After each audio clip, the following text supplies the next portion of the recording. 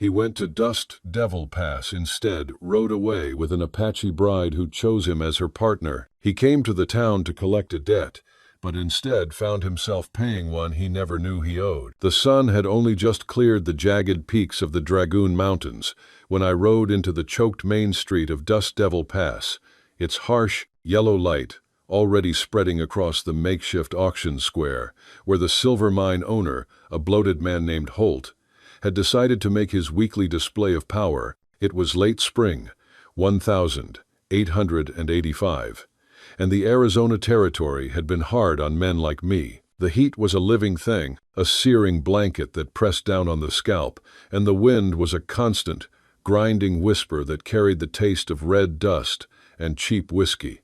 My target, a bank robber with a lazy eye and a 500 bounty on his head, was nowhere to be seen. I had set out this morning with a single purpose in mind: find the man, turn him over to the marshal in Tucson, and secure the cash I needed to keep my belly fed and my horse shod through the summer. My name is Silas Vance, 42 years old, tall, my frame lean and hard from 2 decades of riding, fighting, and going without. My face, what little of it showed beneath the brim of my wide crown hat, was cut with the scars of the war, not a bullet hole, but the subtle, weary lines of a man who'd seen the worst of what men do to each other and had chosen silence as his shield. They called me Stone Eye in the territories, and it wasn't for my good looks. The coat I wore was a Union cavalry duster, patched and worn, but it kept the dust off and the secrets in. I carried a Winchester Model 1873 snug in its scabbard, and a Colt single action on my hip tools of a trade that bought a man an empty life but a clean conscience, if he was careful. I lived alone. That's just a fact of my life now, one I signed the papers for when I buried the last piece of my old self in the mud outside Fredericksburg. The silence of the open country was what I preferred, broken only by the sound of my horse's breath, the creak of saddle leather, and the rare, necessary word I spoke to a town clerk or a bartender. I hadn't thought of anything resembling a future, not seriously, not after seeing everything I cared about turn to ash. Dust Devil Pass was worse than most mining towns.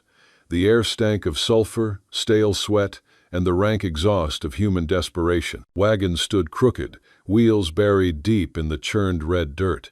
Men's voices rose over the din shouts of miners, the clatter of hammers, and the ugly sound of a crowd gathering for amusement. I tied my horse to a hitching post, adjusting the loop of my duster at the waist, and walked slowly toward the noise. I moved with a practiced, steady gait, shoulders squared, eyes scanning, but never lingering. My money was in a leather pouch inside my coat, just enough for the trip and the bare essentials, not enough to get tangled in the mess I saw ahead. But then I heard the noise shift. It was the kind of laughter that scrapes a man's nerves, sharp, mean-spirited, not the sound of men enjoying a drink, but of men enjoying a victim. I turned toward it.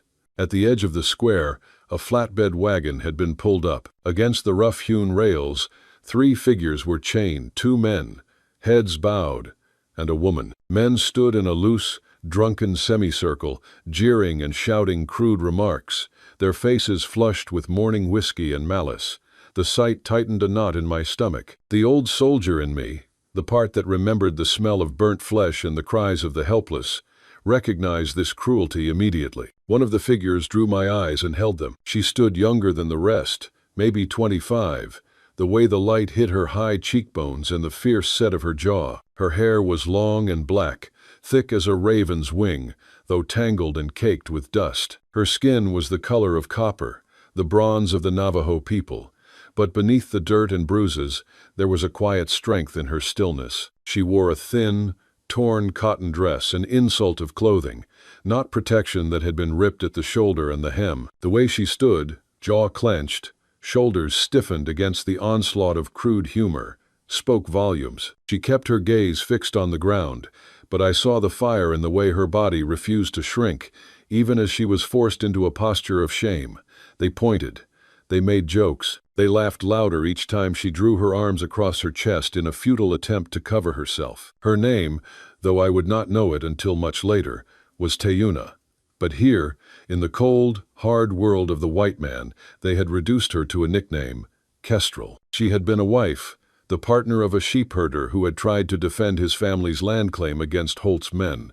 He had failed. She had been dragged from her home, her few possessions stolen, and now she was being sold to cover a debt that was nothing but a lie on paper. Each day had stripped something from her, but her silence was a barricade. Her eyes, when they occasionally flicked up, were alive with calculation, watching for the smallest chance to survive. She was the picture of a lone, vulnerable woman facing an unjust, objectifying situation. The auctioneer, a weasel-faced man with a voice too loud for his frame, shouted a mock price, calling her a burden too proud for a decent home. The men roared with laughter. One man, a foreman for the mine, I recognized him, slapped a friend on the back. Another spat on the ground near the wagon wheels. I felt my jaw tighten, the old ache in my chest returning, the one I'd carried since the war. I told myself I had no business here, no reason to get involved. I was hunting a criminal, and I had exactly enough money for that job and no more. I had a reputation, lone drifter, stone-eyed killer. I could turn and walk back to my horse, ride out, and finish my day as planned. But I didn't move. I felt the familiar weight pressing down, the heaviness that settled whenever I saw a strong man abuse a weaker one. It was the same cold, unyielding knowledge that had made me choose the Union cavalry back in '61, a choice for justice, even if it cost me everything. I looked at the young woman again, saw her, trembling beneath the thin dress, her head bowed as if each laugh struck her like a bullet, and something in me, some core of decency that had survived the hell of war, refused to turn away. The air vibrated with the tension of her suppressed fury. The auctioneer barked again, impatient, leaning in to whisper a crude joke to the foreman. That was when I reached inside my coat. I didn't pull the 500 bounty I was chasing because I hadn't earned it yet. I pulled the 200 I had left for food and supplies, the last of my savings. The men shouted louder. "Fool!" one called out. "Can't you tell the difference between a wife and a mule?" I ignored them. The world was full of men who spoke too loud with empty hearts. I stepped forward, my boots grinding the red dust, and pressed the folded bills, all of it, into the auctioneer's sweaty hand. He smirked, counting the money with greedy, hurried fingers, then shrugged and cut the rope that bound her to the wagon rail. The snap of the cord was startlingly loud. She flinched at the sound, her eyes flicking upward for the first time. They met mine, dark, deep as a desert night, against my pale gray, steady but filled with utter disbelief. There was no gratitude, no appeal, only a desperate question in their depths. She did not move until I stepped aside and dropped the cut rope into the dirt, an unnecessary but symbolic gesture. Slowly, stiffly, she slid down from the wagon, landing on her bare feet, her arms tightening again around the torn fabric at her chest.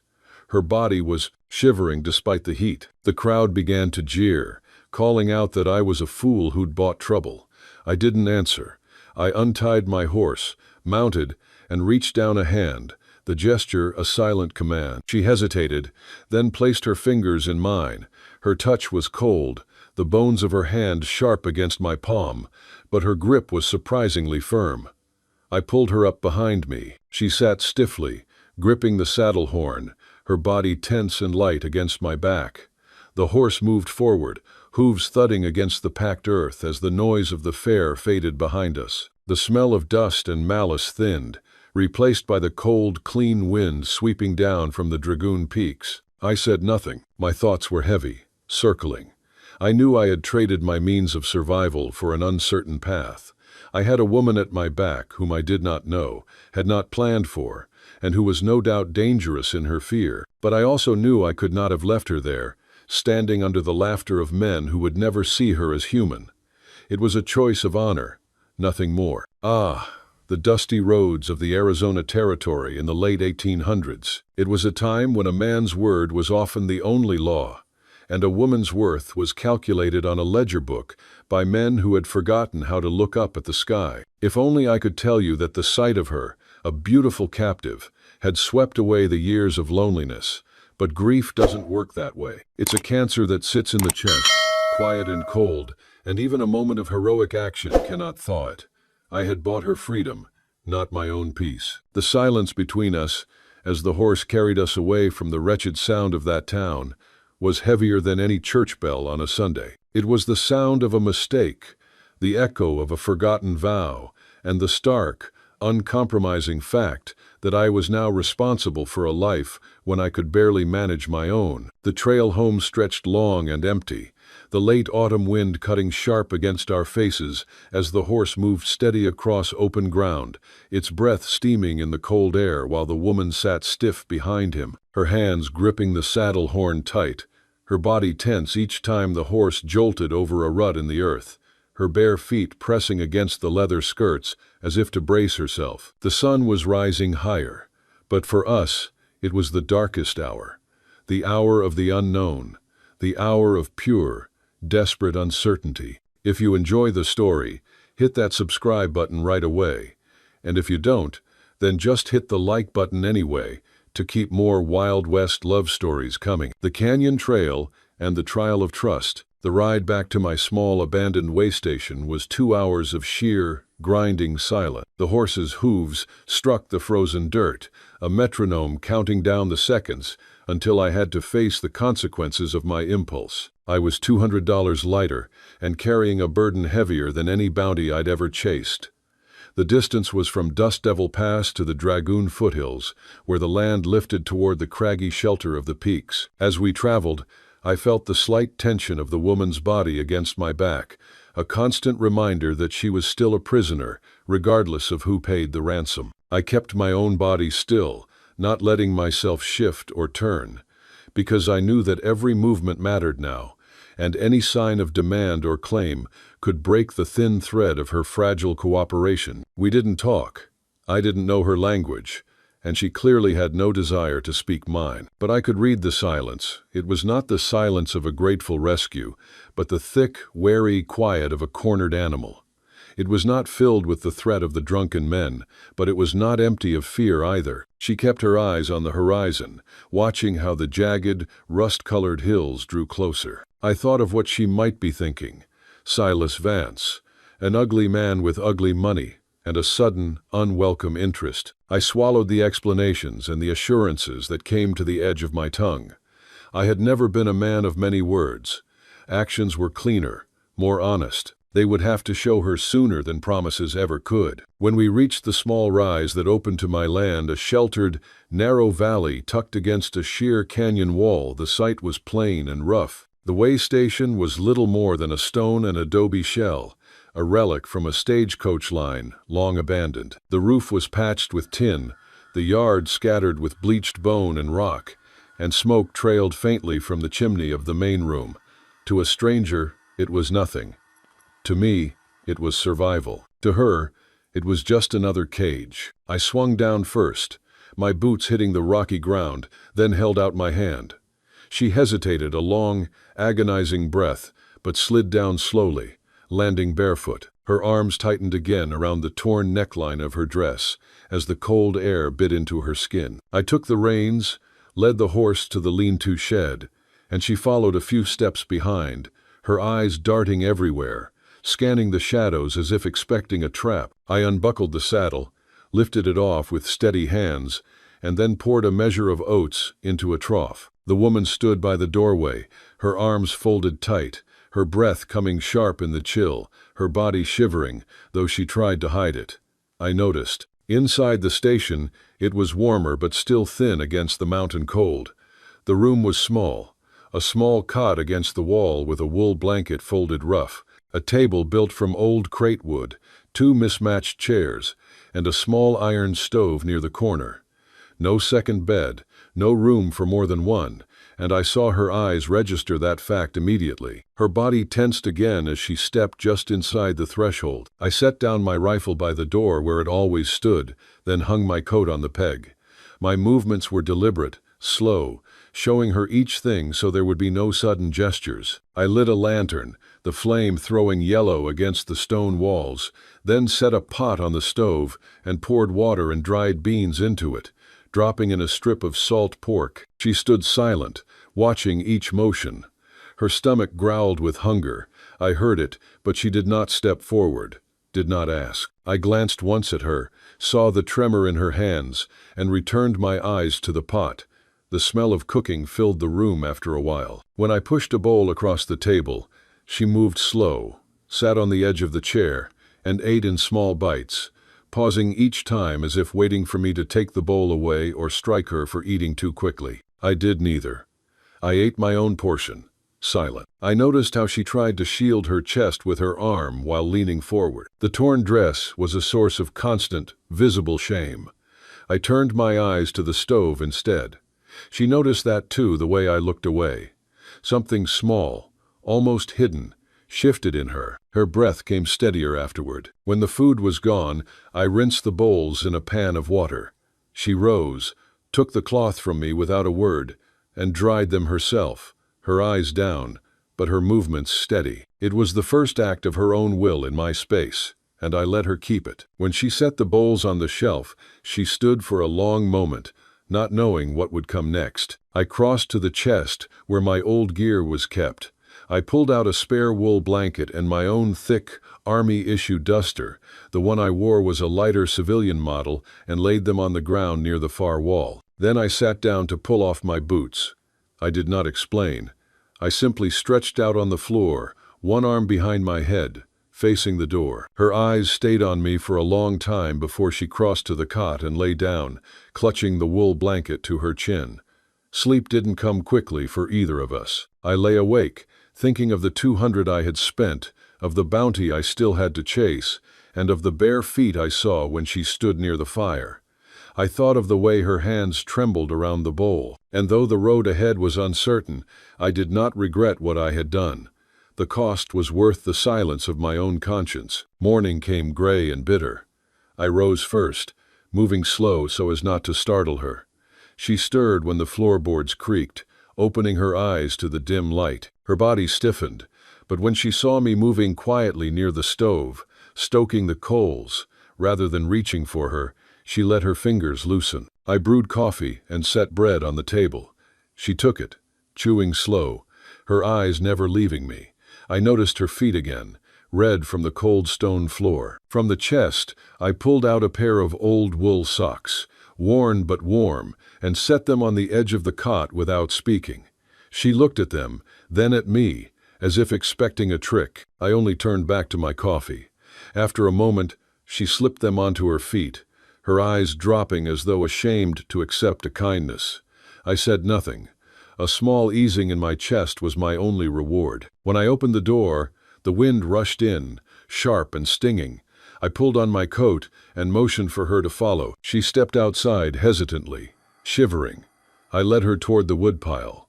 Picking up the axe, I split one log clean, then handed the heavy tool to her. She stared at it, then gripped the handle. Her first swing struck crooked, the blade glancing off. Her jaw set, and she tried again. This time the axe bit deeper. She kept swinging until the wood split with a clean, satisfying crack. A tiny curve touched her lips, the closest thing to a smile I had seen. I nodded once, approving, and gathered the split pieces.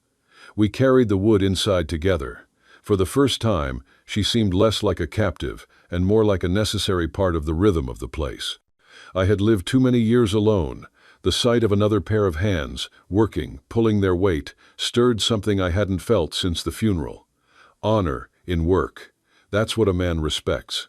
Later, I brought her to the small, enclosed paddock where my 2 horses stamped. I showed her how to scoop oats into the trough, how to brush their coats clean of frost, how to check hooves for stones. She followed each motion carefully, her eyes sharp and watchful. When one of the horses nudged her shoulder, she flinched, but did not back away. Soon, her hand settled against its neck, stroking slow. Language hung between us like a wall. My words were English, heavy and spare. Hers, when they came at all, were the soft, patterned clicks of her tongue. But in work, the barrier shrank. A gesture, a shared glance toward a bucket or a rope was enough. She learned quickly, and I learned when to step back and let her prove herself. By midday, We returned with water from the creek, our arms sore. She surprised me by taking the spoon from my hand, stirring the beans, then finding dried sage on the shelf, sage I'd forgotten was there, and dropping a pinch into the pot. The sharp, clean smell filled the cabin. For a brief second, I felt a pang of memory, the ghost of a woman's touch on a kitchen shelf. I forced the thought away. They say the desert cleanses a man, but the mind holds on to what it loses. We ate in silence. She sat straighter now, less guarded. The torn neckline of her dress still bothered her. I could see it. I fixed my gaze on my bowl. The fact that I kept my eyes off her, that I honored her shame with my own restraint, settled on her mind longer than the meal itself. One evening, before stepping out to chop wood, I went to the chest where I kept the few things my wife had left, a worn, blue calico shirt, folded away since the day she was buried. My hand hovered, heavy with memory. I lifted the shirt and a leather belt, setting them on the cot without looking at her, and stepped out into the cold. When I returned, she was standing by the fire wearing the shirt. The belt cinched at her waist, the torn dress folded neatly on the cot. The fabric covered her fully, her body now her own again, not a public display. Her throat moved as she swallowed hard, her hands brushing at the sleeves, testing if they were truly hers to keep. That evening, she cooked for the first time. The meal was richer than anything I'd made in months. I looked at her, and though words sat thick on my tongue, words of thanks, of respect, none came. I gave a small, slow nod, and set my spoon down. She saw it. Her lips curved faintly, a smile so brief it might have been the firelight, but it was real. Later, she was sitting near the stove, her hands folded in her lap when she spoke softly, her voice carrying both hesitation and weight. Mine, too. The words were halting, but clear. I turned my head toward her, my gray eyes steady.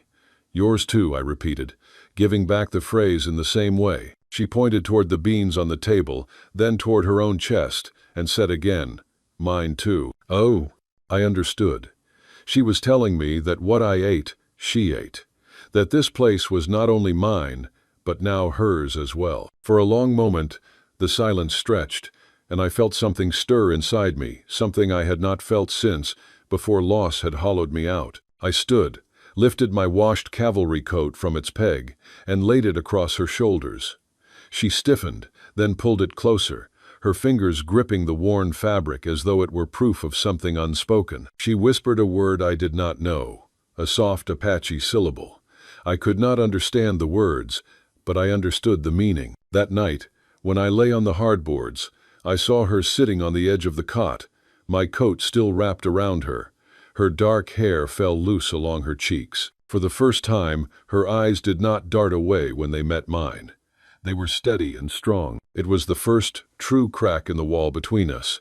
The healing began not with a kiss, but with a word. If you like Wild West love stories or Wild West stories, drop a bunch of 1 second and your place in the comments for the Wild West Love channel. Tell me where you're listening from so I don't feel so alone out here. The hunt and the core choice. The snow softened by the 5th day, the wind breaking just enough that the ground turned to slush near the way station. I knew the thaw meant movement traders, riders, and the inevitable curiosity seekers who would remember the spectacle at Dust Devil Pass. I had to finish the work that brought me here. The 500 bounty on the bank robber was no longer just about food. It was about securing a claim, a legal means to defend the life I had unexpectedly acquired. I had to ride out. It was near dawn when I saddled my horse. Kestrel, that's what I called her now, the name she had been given by the white men, but which suited her fierce, watchful stillness, stood by the door. She didn't cling. She didn't beg. She only handed me my canteen and my spare round. Day, I said, pointing to the sun and then holding up 2 fingers. I repeated the words slowly, firmly. Silas, back. Her dark eyes held mine. Hiawatha, she whispered, pointing to the rifle. It was her word for rifle, the first full, non-essential word she'd offered in her own tongue. A test, an offering. I nodded. Yes, Hiawatha, for you. I pulled the Winchester from the scabbard and placed it in her hands. It was heavy, but her grip was sure. I showed her the firing mechanism again, running through the steps with slow, deliberate gestures. I didn't need to tell her how to defend herself. I needed to give her the means. Before mounting, I reached into my coat and pulled a slip of paper. It was a crude map of the area, showing the location of a shallow spring and a narrow canyon passage, places she could run to if trouble came. "Run," I said, pointing to the trail, then to the map. Her lips were tight. She gave one sharp nod, then stepped back into the doorway, the rifle resting against the adobe wall, its barrel glinting. I didn't look back. I rode east, tracking the bank robber into the foothills, my conscience clear in the knowledge that I had left her armed and ready. My hunt was cold and methodical. I found the robber's trail near an old logging camp, a man careless with his habits and heavy with his money. The pursuit took me 3 days, not 2, and it was a grinding, agonizing push through dry gullies and rock slides. I found him sleeping, pistol in his hand, and the encounter was brief and quiet, no challenge, no hesitation, just justice, delivered cold and clean. I tied the man over his own saddle and began the long ride back, the 500 bounty no longer a goal, but a tool. I reached the way station late on the 3rd evening. The sun had gone, and the valley was dark. I saw the smoke, first too much of it, black and heavy, rising from the direction of my camp. My chest went cold. I spurred my horse into a gallop, the sound of hooves muffled by the dirt. When I burst into the yard, the air was still thick with the smell of burnt wood and cordite. The door of the way station was splintered. The woodpile was scattered. My iron stove was overturned outside, and the single glass window I had installed was shattered. I slid off my horse, rifle already in hand, my body tense, ready for a fight. "Kestrel," I called out. Silence. Only the sound of the prisoner's ragged breathing on his horse. I moved to the doorway, my eyes adjusting to the darkness inside. I heard a faint sound, a low, rhythmic wheeze. I stepped over the splintered wood, and I saw her. She was sitting in the corner, her back pressed against the cold stone, the Winchester resting across her lap. There was blood on the stock, and her right shoulder was wrapped crudely in a piece of my old shirt. Her breath was coming in short, painful gasps, and her eyes, when they lifted to mine, were wide with pain, but not fear. I dropped to my knees beside her. "What happened?" The words were rough, torn from my throat. She lifted a trembling hand and pointed to the yard. "Holt's men," she whispered, her English halting. "3. She held up 3 fingers. "Want, Kestrel." I looked at the damage, the shattered window, the torn fabrics. "You fought?" She nodded. A slight, pained movement. 2 ran. 1 stayed. She pointed to a dark smear on the opposite wall. "Gun, Hiawatha." I knew then. The silence of the 3 days had been a trial, and she had passed it. She had used the tools I gave her and her own fierce will. She had defended the space, and in doing so, had claimed it. I checked her shoulder. A glancing blow, not a bullet, but a bad burn from a rifle barrel or a harsh strike. I took my canteen and began to clean the wound. She flinched, but did not pull away. "Silas," she said, her voice a low murmur. She spoke my name, and in that moment, it felt like an anchor. "They won't come back," I said, my voice dangerously low. "I will deal with Holt's men." My initial plan to deliver the bank robber to Tucson vanished. Holt the mine baron was the greater threat to the only thing in this territory that mattered to me now. He had violated my home. He had hurt the woman I had sworn, by my own silent code, to protect. This wasn't about the law anymore. It was about honor and personal justice. I spent the next hour tending to her. I removed the dirty cloth, cleaned the wound with whiskey, and wrapped it tight. She watched every movement, her dark eyes steady. She knew what was coming. She knew the kind of man I was, the kind who only spoke when action was required. That night, after I secured the prisoner in the shed and began to repair the way station, she spoke again. "Husband. Dead," she said softly, touching her chest. "Mine, too." I paused, hammer in hand. I looked at her, sitting on the cot, my coat wrapped around her good shoulder. The silence of my own past rushed back the smell of the raw dirt over my wife's grave. "Wife died here," I said, my voice rough. The first time I had spoken of it in years. Child, too. Been alone since. We sat across from each other in the dim lantern light. Our grief laid bare, different people, different lands, different losses, but the same hole in the soul. I gave a single nod, my only answer. She picked up a piece of broken glass, a shard from the window. Not alone, she whispered, her eyes holding mine. I moved from the stove to the cot, sitting beside her, closer than I had ever dared. I took the glass from her hand and gently placed my hand over her unwounded shoulder. She leaned her head lightly against my chest. It was not a move of passion, but of mutual recognition of pain. The physical boundary was broken by a shared wound. The silence was filled with an unspoken vow of loyalty and a fierce determination to protect this new, fragile connection. She had tested me by staying, by fighting. I had passed the test by returning, and by choosing her safety over my bounty. That was the core choice of a man of honor. Hey there, friend, take a moment and get yourself a full glass of water. It's easy to forget, but staying hydrated is crucial for your health. Also, if you've been sitting for a while, do a quick lap around the room and give your eyes a break from the screen. Your body will thank you. The gift of name and the vow of honor. The bank robber was turned over to the authorities in Tombstone, not Tucson. I took the longer ride because Tombstone had a telegraph office and a lawyer who owed me a favor from a long-forgotten poker game. The 500 bounty was mine. It was enough to get us through 2 hard winters, or, as I decided, to buy something that money couldn't touch: legality and peace of mind. I didn't return to the way station for 5 days. I needed to finish the hunt. I'd started the hunt for a legal right to stand my ground. When I rode back through the Dust Devil Pass, I avoided the main street and rode straight to the land claim office. I didn't spend the money on ourselves. I spent it on a piece of paper, a patent deed for the land surrounding the way station, officially naming Silas Vance as the sole owner. I bought us the right to belong. When I finally rode into the valley, Kestrel was waiting. She didn't run out to meet me, but stood in the doorway, the sun setting behind her, painting the sky with the violent oranges and reds of the Arizona desert. The Winchester was on the table beside her. The way station was clean.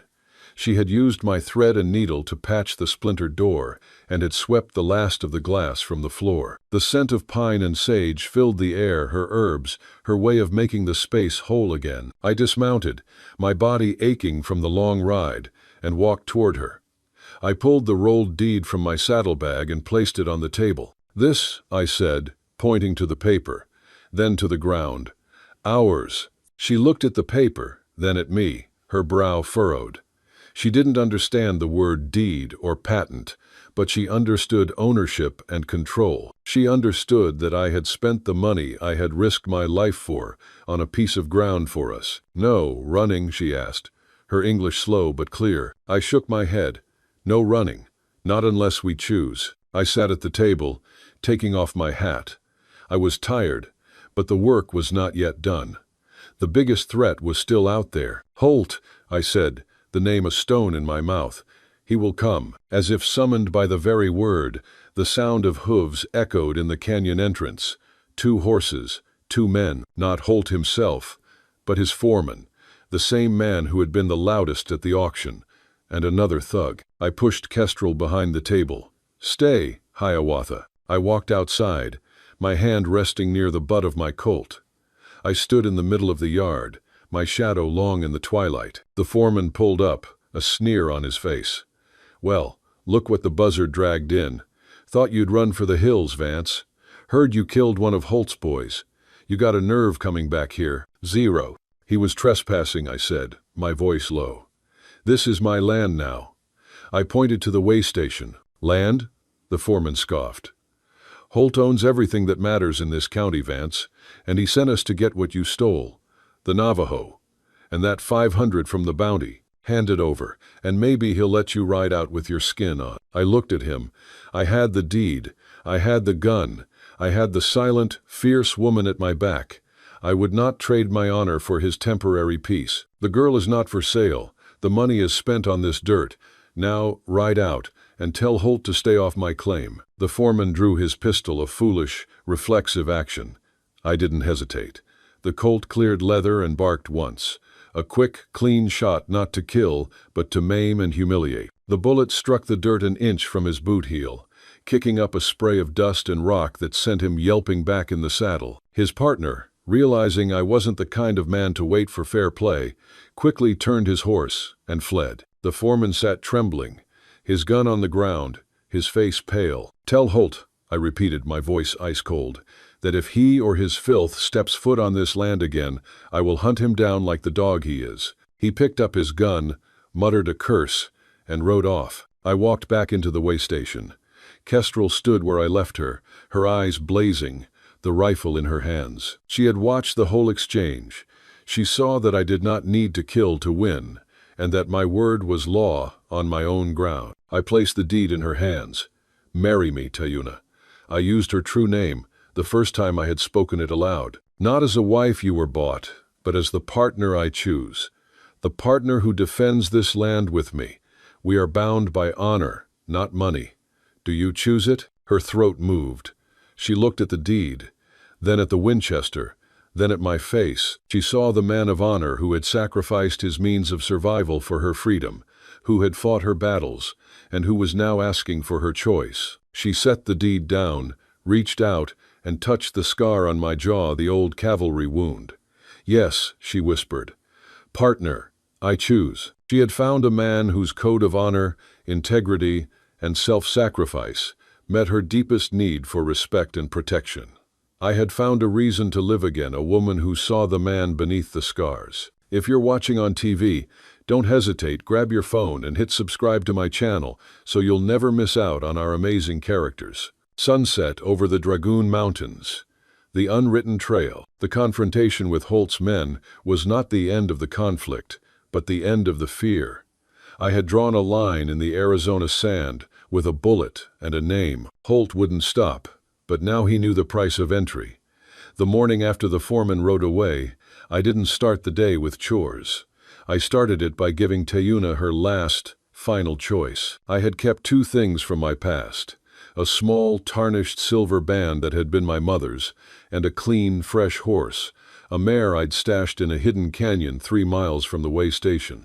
We packed only what we needed: the Winchester, the deed, flour, beans, coffee, and my old cavalry duster for Tayuna.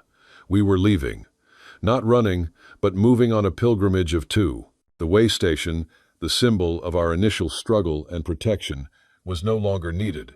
Our bond was now portable. I stood in the center of the yard, the sun rising over the jagged peaks. Tayuna was ready, wearing the blue calico shirt and my heavy duster, a pack slung over her good shoulder. "You have the deed," I said, my voice low. "This land is yours. You can stay, wait for the law, or sell it and walk away a rich woman." She walked to the post, took the deed, and without hesitation, walked to the stove, crumpling the paper. She threw it into the cold embers. "Law is Holt's," she said, her eyes meeting mine. "Freedom is with Silas." In that moment, she was truly Kestrel, the free, soaring spirit of the desert. I took the tarnished silver band from my pocket. It wasn't shiny. It wasn't valuable. It was just a promise. I looked at her, my hand trembling slightly. "I cannot promise easy life," I said. "Only honor and my shoulder." She held out her hand. Her fingers, strong and calloused from work, closed around the ring. She slid it onto her own finger. "My name is Tayuna Vance," she said, the words a silent vow. There was no preacher, no witnesses. We stood there, 2 scarred souls under the vast, unforgiving sky, joined by a history of loss and a future of pure, unadulterated choice. We rode out before the sun was high, not on the main trail, but through the treacherous, little-known pass that wound up into the Dragoon Mountains. We rode for hours, speaking only in gestures and necessary words, pointing out trails, checking the cinch. This was the work of 2 people bound by trust, already comfortable in the silence of their shared purpose. We stopped at a high ridge, a place overlooking the entire valley. Below us, Dust Devil Pass was a smudge of smoke and filth. The trail stretched out, a long, winding scar across the desert floor, leading to the unknown territories of New Mexico and beyond. Tayuna dismounted first. She stood at the edge, the wind whipping her black hair around her face, the heavy duster billowing out behind her like a pair of wings. She was no longer the victim of the auction, but the master of her horizon. I stood beside her. I looked at the endless, unforgiving landscape. It was a place that had taken everything from me, but had also given back the only thing I needed, a reason